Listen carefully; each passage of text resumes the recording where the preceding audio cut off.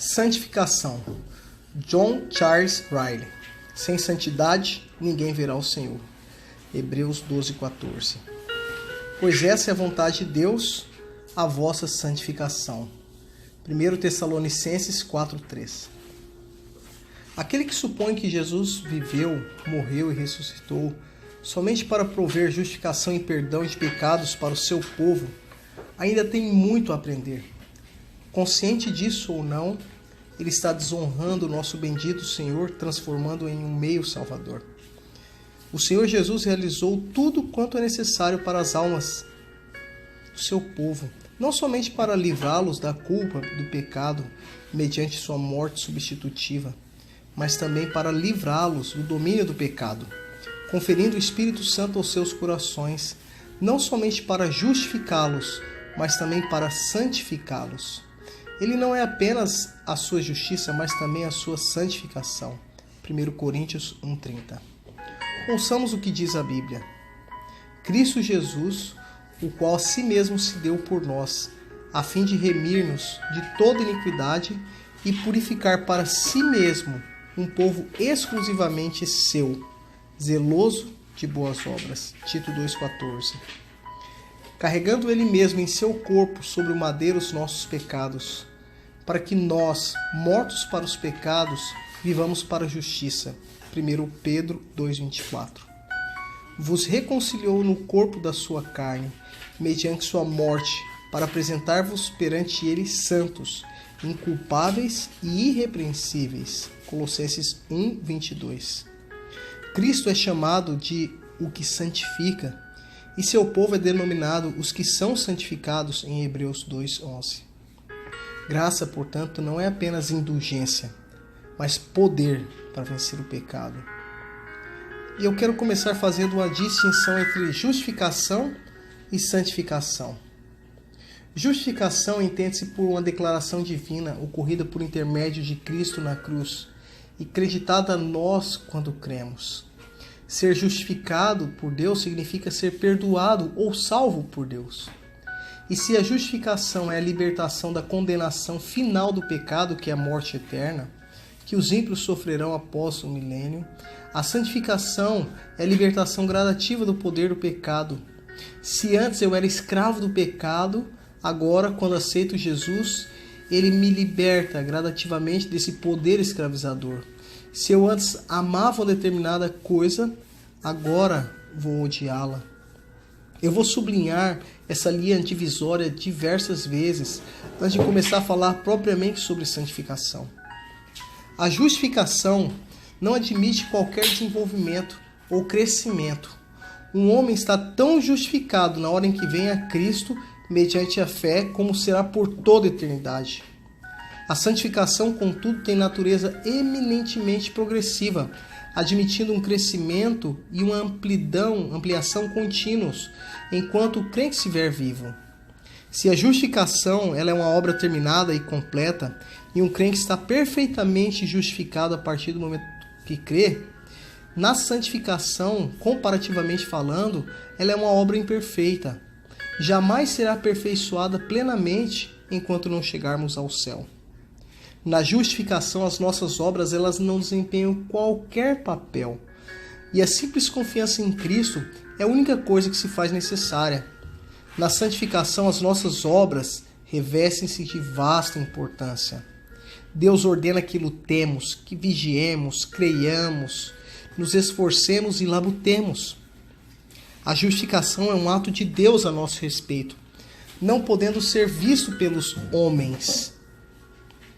Já a santificação é uma obra de Deus dentro de nós, não podendo ser ocultadas em suas manifestações externas aos olhos dos homens. A retidão que recebemos mediante a nossa justificação não é a nossa própria, mas é a perfeita e eterna retidão do nosso grande mediador, imputada a nós e tornada nossa somente através da fé. Porém, a retidão que temos por meio da santificação é a nossa própria retidão, concedida, inerente e operada em nós, é claro, pelo Espírito Santo, embora misturada com grande debilidade e imperfeição, pois exige nosso esforço, a nossa parte.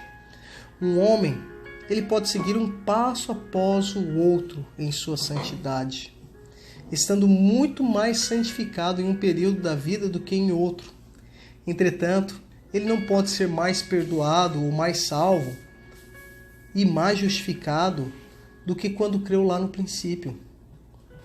E antes de falar sobre os sinais de uma vida santificada, eu vou falar o que santificação não é. A verdadeira santificação não consiste em conversar sobre assuntos religiosos. Alguns pensam que ser santo é falar com fluência a respeito das doutrinas bíblicas ou ter uma série de passagens gravadas na memória. A língua não é o único membro do corpo que Cristo requer que ponhamos a seu serviço. É necessário que sejamos santificados, não somente de palavra nem de língua, mas de fato e de verdade. 1 João 3,18. A verdadeira santificação não consiste em sentimentos religiosos passageiros. As lágrimas são prova que um coração foi tocado, não evidência que uma vida foi transformada. O próprio Herodes ouvia João Batista de boa mente, enquanto seu coração era inteiramente mau perante Deus. Marcos 6,20. A santificação, ela não consiste na casual realização de ações corretas. Antes, é a operação habitual de um novo princípio celestial que atua no íntimo, influenciando toda a conduta diária de uma pessoa. Não se assemelha a uma bomba d'água que fornece água somente quando é acionada, mas parece mais com uma fonte que jorra permanentemente. A santificação não consiste em nos retirarmos de nossas ocupações comuns, renunciando nossos deveres sociais. A verdadeira santificação não leva o crente a evitar as dificuldades, antes leva-o a enfrentá-las. Cristo queria que seu povo mostrasse que a sua graça não é como uma planta que estufa, que só pode desenvolver-se sobre o abrigo. Antes queria mostrar que a sua graça é algo forte e vigoroso que pode florescer sob quaisquer circunstâncias em que fomos chamados por Deus.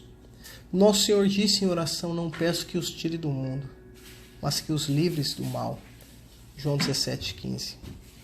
A verdadeira santificação não consiste em formalismo externo ou em devoção exterior, não consiste em acusar os pecados notórios de outros e trazer indulgência sobre seus pecados secretos. Quais são os sinais visíveis de um homem santificado? O que poderíamos esperar ver nele? Basicamente, são apenas 2 pontos. Primeiro, a santificação genuína manifesta-se no respeito habitual à lei de Deus, bem como no esforço habitual por viver na obediência a ela como grande regra da vida. Não existe maior engano do que a suposição de que um crente nada tem a ver com a lei somente porque não pode ser justificado por ela. O mesmo Espírito Santo que convence o crente do pecado por intermédio da lei e que o conduz aos pés de Cristo a fim de ser justificado, também sempre o conduzirá a uma utilização espiritual da lei. Nosso Senhor Jesus Cristo nunca deu pouco valor aos 10 mandamentos. O apóstolo Paulo nunca menosprezou a lei. Pelo contrário, ele escreveu: sabemos que a lei é boa, se alguém dela se utiliza de modo legítimo. 1 Timóteo 1,8. No tocante ao homem interior, eu tenho prazer na lei de Deus. Romanos 7,22. Aquele que pretende ser santo e ao mesmo tempo despreza os 10 mandamentos e pensa que é de menos mentir, ser hipócrita, enganar o próximo, ter explosões de mau humor, caluniar, embriagar-se e desobedecer ao 7º mandamento, está vivendo sob uma temível ilusão. E ele verá que será muito difícil provar que é santo naquele último dia. Em segundo e último lugar, o verdadeiro santo terá por alvo ser semelhante ao seu Senhor, pleno de gentileza e de amor para com todos. Novo mandamento vos dou, que vos ameis uns aos outros. Nisso conhecerão todos que sois meus discípulos, se amardes uns aos outros. João 13, 34 e 35. O egoísta cristão que se convence presunçosamente de seu conhecimento superior, parecendo não se importar com nada, se os outros nadam ou afundam, ou se vão para o céu ou para o inferno, desde que ele frequente sua igreja no seu melhor terno e seja considerado membro, desconhece inteiramente a santificação. Talvez ele julgue ser um grande santo na terra, mas não será no céu. Cristo jamais será salvador daqueles que não sabem o que é seguir seu exemplo. Esses sinais são os sinais visíveis de uma vida santificada. Todavia, eu não quero dizer que todos possam ser vistos na mesma medida e grau em todos os membros do povo de Deus. Admito que mesmo em nossos melhores crentes, esses sinais não são plena e perfeitamente demonstrados. Porém, afirmo com toda a confiança que as coisas sobre as quais venho falando são sinais bíblicos de uma santificação e que aqueles que nada sabem sobre eles dificilmente estão deixando Deus os guiar. Não importa o que os outros digam, nunca deixarei de insistir que a santificação genuína é algo que pode ser visto. Naturalmente, é difícil saber se as pessoas realmente são o que aparentam ser. E muitos daqueles que exibem religiosidade externa são, na realidade, hipócritas de corações apodrecidos. Mas onde não há pelo menos aparência de santificação, podemos ter certeza que não há salvação.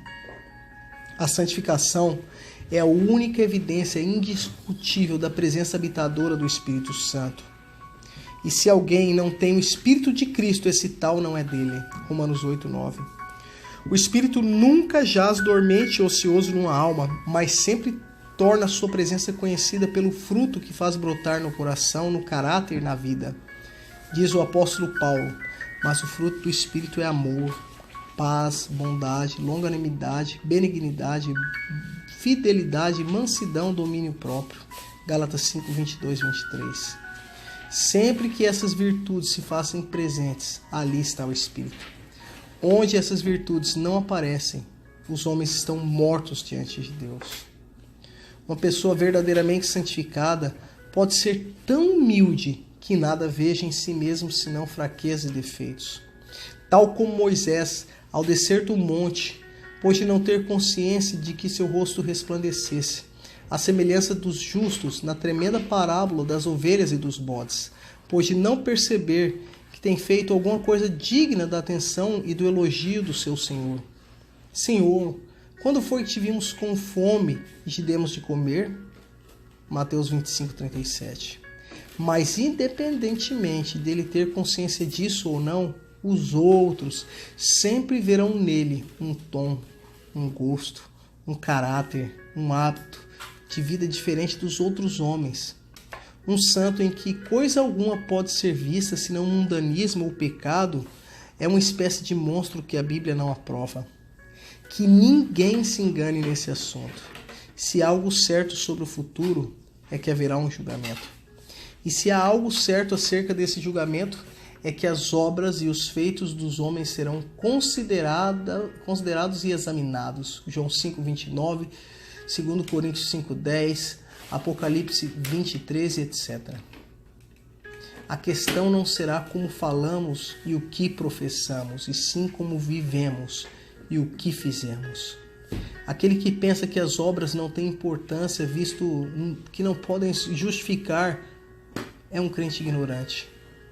A menos que abra os olhos, descobrirá para sua própria perda que se ele chegar diante do tribunal de Deus sem nenhuma evidência da graça divina, melhor seria nunca haver nascido. Em nossos melhores momentos encontraremos em nós mesmos razões diárias para nos humilhar, descobrindo que somos devedores e necessitados à misericórdia e à graça divina a cada instante. Quanto maior luz tivermos, tanto mais seremos capazes de perceber as nossas próprias imperfeições. Éramos pecadores quando iniciamos a carreira cristã e pecadores seremos. Enquanto estivermos prosseguindo no caminho, somos renovados, perdoados, justificados e, no entanto, pecadores até o último instante. Se a nossa perfeição absoluta chegará um dia, e a expectativa pela mesma é uma das razões pelas quais anelamos chegar ao céu. As grandes questões relativas à santidade são: quais são os nossos gostos, nossas escolhas, preferências ou inclinações? Pouco importa o que desejamos, o que esperamos e o que planejamos ser antes de morrer, mas o que somos agora. O que estamos fazendo agora?